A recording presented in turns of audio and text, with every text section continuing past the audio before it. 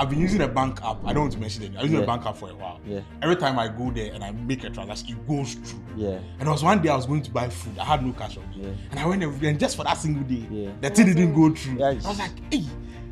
I stood there for like an hour before the thing went right, and I really appreciate the fact that so every time the thing goes through, so someone's responsibility. Make sure that it goes through every So it's time. not magic. I know, and it's not a job, but I know people who have won digital bank award, digital bank of the year awards, and please, like, Questionable. it's questionable. Like, Yeah. how? Yeah. How did they win the thing? Where did they pass? Who judged it?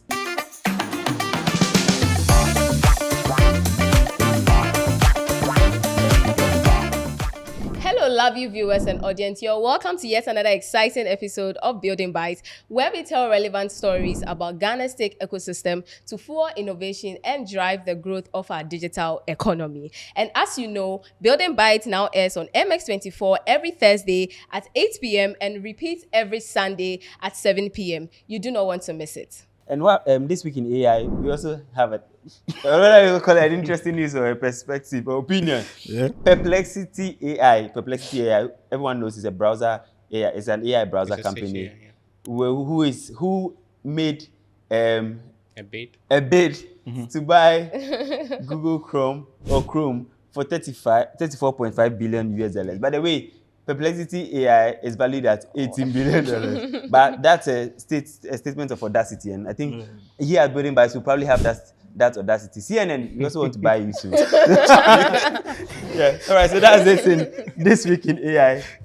You can take from here, Ira. Yes, so as you can see, we are all wearing the same shirts, looking very beautiful. I don't do the same thing. You want the same thing? We are all looking very beautiful and pinky. So yes, that's that we have an exciting news coming up. We've been talking about all that Building Bytes is up to, and yes, this is a new update. So yeah. Okay, so I'm going to talk about the Ghana Digital Product Awards. Yeah, that's what you see, the GDPA. Yeah. It's not gross domestic.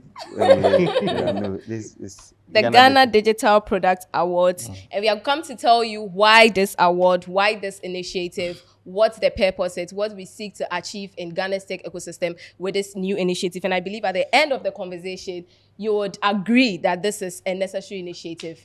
Yes, so why Ghana Digital Product Awards? Yeah, so I think probably from the beginning of this year, since we started talking about, we spoke about last season, the whole of a decade, this season, Ghana Tech to the World. And we believe in sharing what we are building from Ghana or from Ghanaians to the world, there is a need to celebrate our excellence when it comes to product development. That's true. It's something we have overlooked. In fact, sometimes we are very critical on our work here and seem to make foreign companies appear better. But I believe there are some excellent things being done in Ghana when it comes to product development and the product teams and product marketing, all the people that play a role in there. And we believe we are at a good state to celebrate them and encourage them to push forward. And this is not just an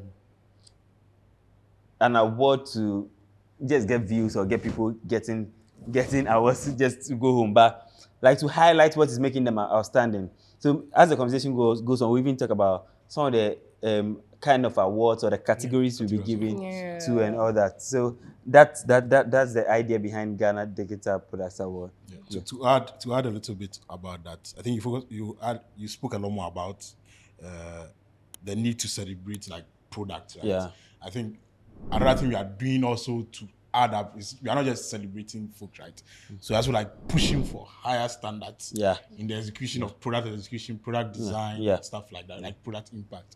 So our digital economy is growing. It is growing rapidly, and products are at the forefront of that growth.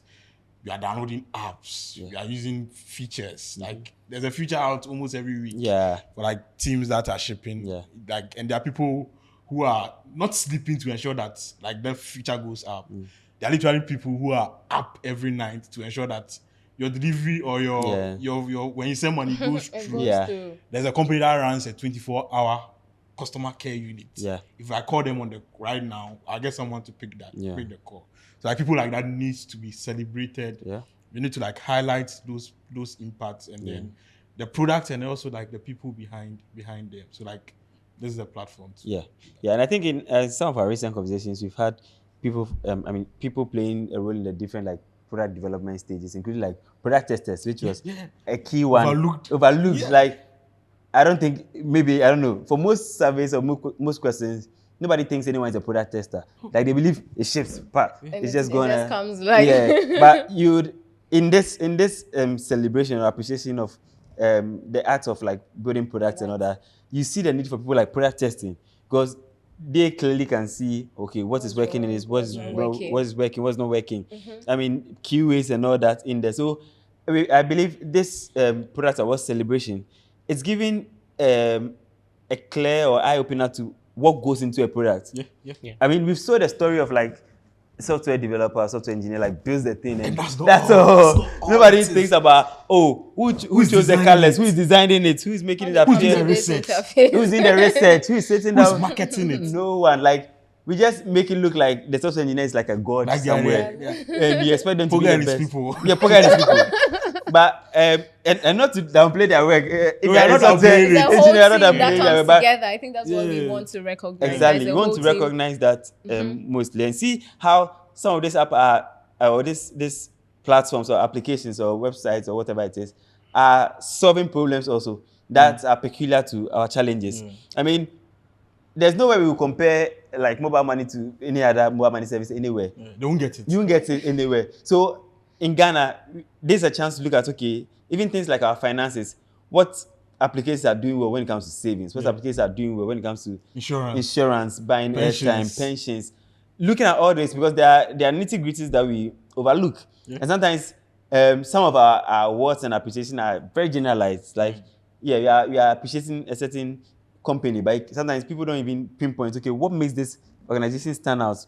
What products making them stand out? What services are they offering? The issue about customer service, it's a big thing. It is. Like, it's a big thing. Sometimes you get people not using a product because there's no good customer service by it. Yes, the customer, and that's But if we're buying a fridge or somewhere, you'll be sure that, where can I get a part? If it's a mobile phone, we ask ourselves, where would you get a part if anything? Is it cheap? Is it expensive? Who is it targeted to? It's clear to communicate that, but sometimes you overlook that when it comes to like data products. If you're like, this one is not so. Today, before our conversation, I think on Twitter, there was a whole conversation about a certain bank app that when you check your balance, I mean, they're making the point that everything has to load. So every click is like 10 seconds plus 10 seconds. And yes, I think those apps are over-engineered for like accuracy because they are banking apps. They don't want to show it, but also they do it in disregard of the user experience. So they want to be right. they don't want to risk like showing you wrong. Or outdated data, but also you have to, combine that with, user experience. So I think that's some of the things we are like looking push at. for better standards, advocate for it. Get someone in there. I think a couple of days ago, I was doing a transfer with this app and I chose the wrong network and I forgot about it. And the person said it's not coming. Then, a few minutes later, this company calls me. I was like, I was trying to do this transfer. I know the company. I know the company. I was like, just forward it to the actual network. And they just did it. And it was around like 8 o'clock in the evening or something. And the person was like, wow, they called you? It's like, even it was at 10 o'clock. They run a 24-hour customer service. And I think that's some of the things, we're looking out for and trying to champion and push. Also, to add on the things that you're saying. So sometimes we assume that things should work. And we don't know that like someone is making sure that the thing works. So I've been using a bank app. I don't want to mention it. I was using a bank app for a while. Every time I go there and I make a transaction, it goes through. And there was one day I was going to buy food. I had no cash on me. And I went there and just for that single day, the thing didn't go through. I was like, hey. I stood there for like an hour before the thing went right, and I really appreciate the fact that so every time the thing goes through, so someone's responsibility. Make sure that it goes through every time. It's not magic. It's not magic. So like I feel like maybe more like the normal things that we've come to accept. So you dial *1 whatever hash. You expect that it comes back. But there's someone who actually ensuring that servicing the product, ensuring that it works. Like those people needs to be like celebrated. And the product itself needs to be celebrated. So identify some of the like those nitty-gritties help us have a good picture and celebrate them at this awards, this special awards. But before we get there, maybe if there are some categories that came in mind, or like some categories you've been thinking about that, I mean, you should celebrate people for. I'll gladly want to hear some of them. So, I'm a designer, right? Yeah. So I love for like, in terms of like design, the design culture, right? So like have that. So highlight a few of the ones that are doing well. So the ones that are not doing well be inspired to do better, right? I know, and it's not a job, but I know people who have won the Guitar Bank Award, the Guitar Bank of the Year awards, and please, like, questionable. it's questionable. Like, Yeah. how? Yeah. How did they win the Yeah. thing? Where did they pass? Who judged it? Yeah. Right? Because even the people that are using their products, their consumers don't I'm understand. worried. Like, yeah. So what happened? Where did they pass? Like, was it an award because like you're just giving that? Yeah, awards. Yeah. It was based on merit. Yeah. Or you gathered some judges to ensure that the awards was really an award. Yeah. Was it like a representation of the ecosystem? Yeah. Or it's just like we have to give it to them? And the guys have won it twice. I mean, you're making it obvious, though. Apps. But yes, maybe there's a criteria we did that was not made open or clear. No, and that's we one of the all things. work in the ecosystem. No, but that's one of the things we want to do in our case, that Yeah. make sure that the criteria Transparency. are transparent, Yeah, they are very clear. transparent. We have independent judges who are coming in and, Yeah. I mean, reviewing some of these products. I mean, these data products, and the truth is that most of the time we've limited data products to apps or some websites, but we believe it goes beyond that. That, I mean, systems, there are even things like USSD, they're all data products powerful. that work excellent, then they make the things work. So we're going to look at all like the various parts of a digital product and make sure like that works. I think here I have a few. So in terms of the categories, we are looking at the moment, we are looking at 10 categories. So I just ran through a couple of them. So best digital product of the year. That's like, it was a VGA, that'll be artist of the year. Yeah. And then we have best UI UX, product leader of the year, best early stage product, most impactful product. That'll be in various sectors, health tech, ed tech, or fintech, and growth product of the year, most inclusive product of the year. So products that are bringing everybody on board. Yeah. Youth product leader, youth product innovator of the year for the young guys, and then B2B product of the year, and then a product to watch, which is selected by the jury, which we'll put in place. Okay. And I think one thing that makes this awards very interesting is the fact that there's a jury in place. Yeah. There's an advisors in place. Yeah. So it's not like, it's not like, I'll just say it. It's not like a bunch of people sitting down and deciding who should be crowned. Yeah. Right? Yeah. So it's like the ecosystem coming together and then ensuring that we are rewarding the people who needs to be rewarded. Yeah. And then through that reward, we also advocating for like better standards and like setting better examples for people coming up and the people building products to like know that, okay, this is like the standard. Yeah. And it's like endorsed. Yeah. I think there was also a category, I don't know whether it's still happening, the best product team of the year. I know that we will still have that in another. So there are various categories we will be discussing in, or we'll be highlighting in these awards. So if you are a business, a product lead, you play a role in building products, then watch out for the is it submission list or how? Yeah, so open nominations. Nominations. Later part in the year. Yeah. We don't want to give the details now. Yeah. Open nominations. Yeah. So check the website out, GDPA awards.com. Yeah. You check it out, and there'll be a form there. This time you can just opt in to like get updates on the product, on the awards.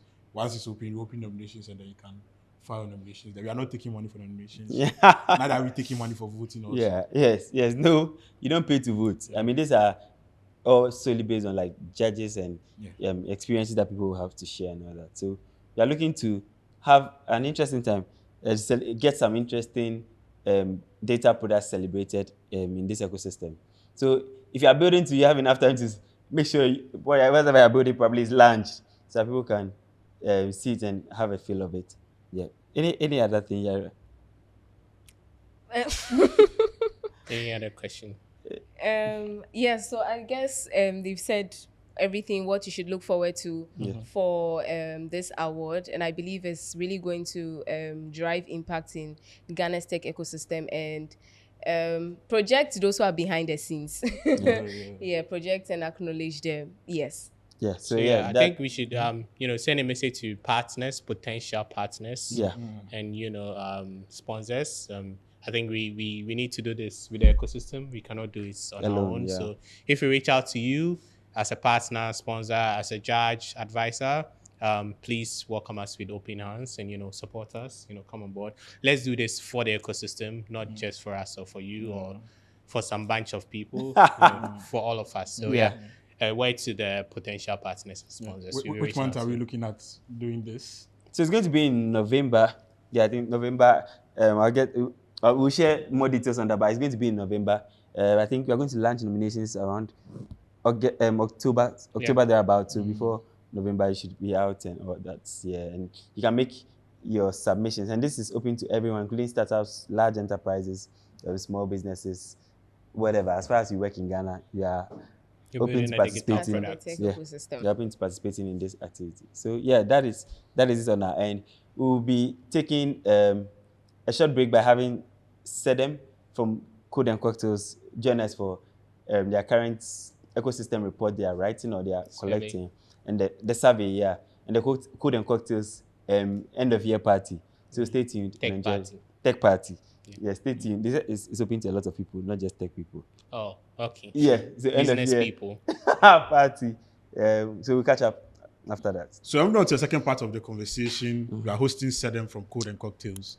We are going to learn about the Ghana Tech Ecosystem report, and then also learn about how last year's report went, and then the activity which is ongoing for this year's report. So briefly, Sedem will introduce himself and then tell us about the report. Why he's looking different. What's happening? Settings. I think it's time to look a bit different. But sure, I'll get back to the normal setup. Cool. This is not setup.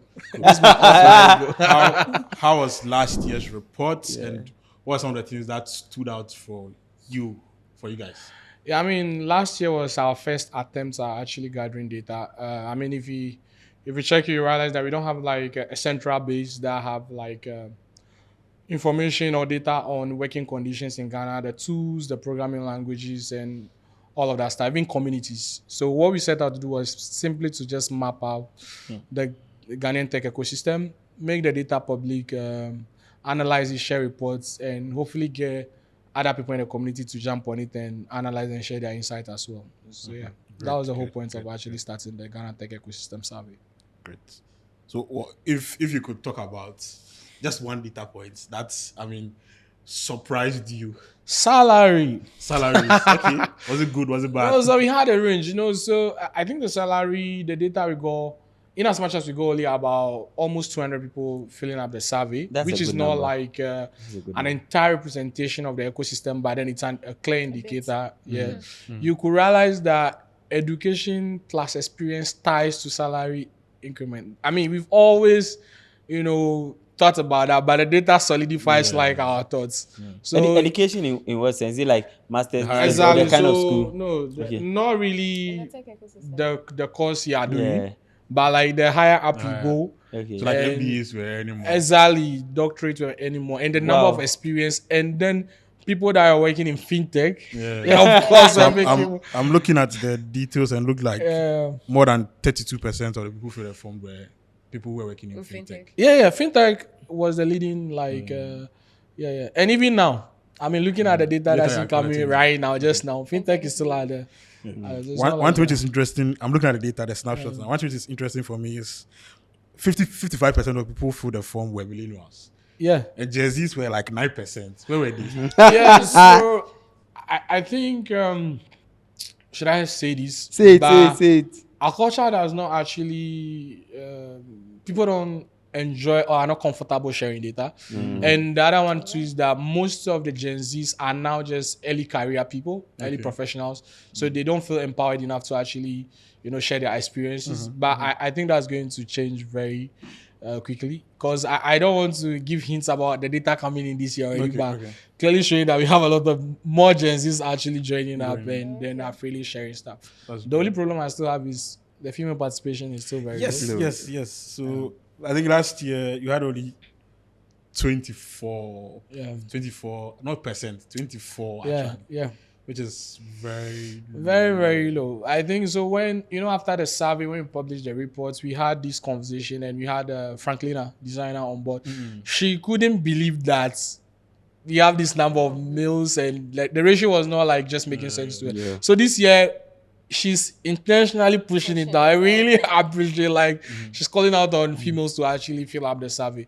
But yeah, you'll be surprised to know not much have changed. Like right now, as I'm speaking to you, we have about 103 submissions, and guess how many are females? 10. 18. Oh, but I think that's a better improvement. I mean, in terms of ratio. By the time we get I mean, it will run to the end of the year. So we are hoping we can hit 500 this year, at least 500 submissions. So as we are talking about this year, is there a special focus for the survey for this year and the reports for this year? Of course, we the whole point was to start a conversation starter was last year's survey. We needed insights and feedback from our people in the community so that we could make it better. So this year is very exhaustive. Like whether you're a lawyer, you're a marketing person, designer, graphic designer, videographer, there's a part for you in the survey. It's quite exhaustive. Last year the last survey we focused on developers, designers, and marketing people. I mean, still around the same tangent, but we've opened it up that regardless of whatever you're doing along the tech value chain, you don't need to be like a super technical person. You have like a place for you. So it's very exhaustive. This year is very, very exhaustive. Yeah. Cool. Yeah, but I think one interesting thing I'm seeing is that 10% were earning more than 300,000 cedis a year, right? And that's very good.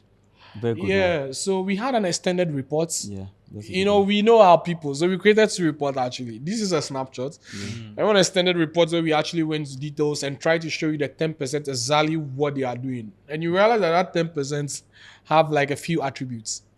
Like what? One, they are working out of their companies are not based in Ghana. Okay. Most of them have at least a master's level. Okay. Most of them have at least 7 years of experience. Wow. And most of them are working at a management level. Okay. Right. So those are the attributes. So they were highly educated. They were specialized.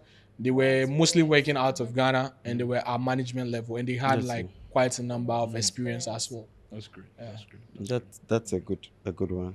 So if people want to get involved with this year's survey, which I mean, as a platform, we actually advocate for people to get involved so that we can make informed decisions as a country, right? Yeah. How can we get involved? Of course, I have the URL off my head. bit.ly/25 tech survey. But I mean, I'm sure you display it on the screen. You should get involved because your voice really does matters. Maybe as an individual, your voice might not do much, but together we could actually do more.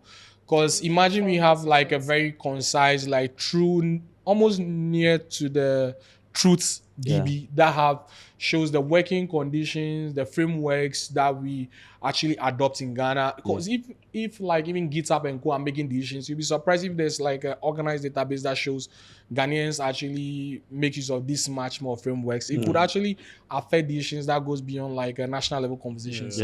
Even for the professionals and the professional bodies they are actually attached to. So you should actually fill the survey. We make the data public. It's on Daxum. Daxum.org. Yeah, one young Ghanaian gentleman I spoke to him. Has been good enough to start an open source project where he's actually creating data sets.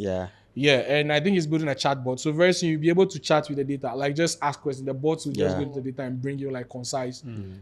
So it's open source. And we plan on making it open source. We want this data to be accessible to everybody so that we can clearly know as an ecosystem where we stand. Because last year, looking at our salary, you realize that we only have like a few success stories that have a lot of attention that seems to give like paint a picture of exactly people are like if you are doing tech automatically making money or maybe we could assume that those who are making money didn't fill the survey. Well, you might have a point. Let's see the data. Look at this here, sense I is think larger. before you take leave of us, we also know that you organize the tech party of the year. Probably the biggest tech party. Of the year. How can we get involved there? Yeah, so just Google Code and Cocktails. Code CODE and Cocktails with an S.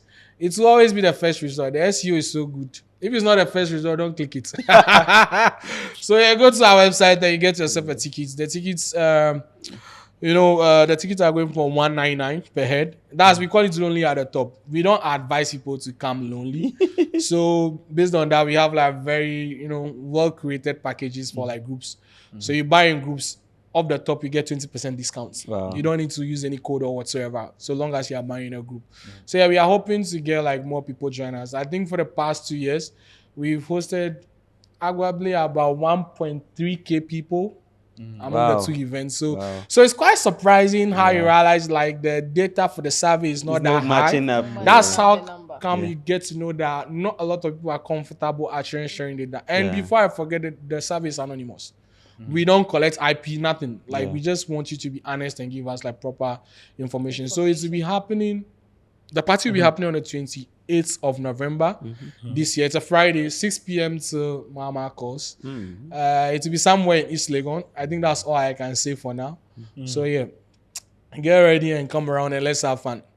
We are more than a party. I think I want to be honest about that. Like last year, we had 5 developers getting hired on the spot. That could be you this year.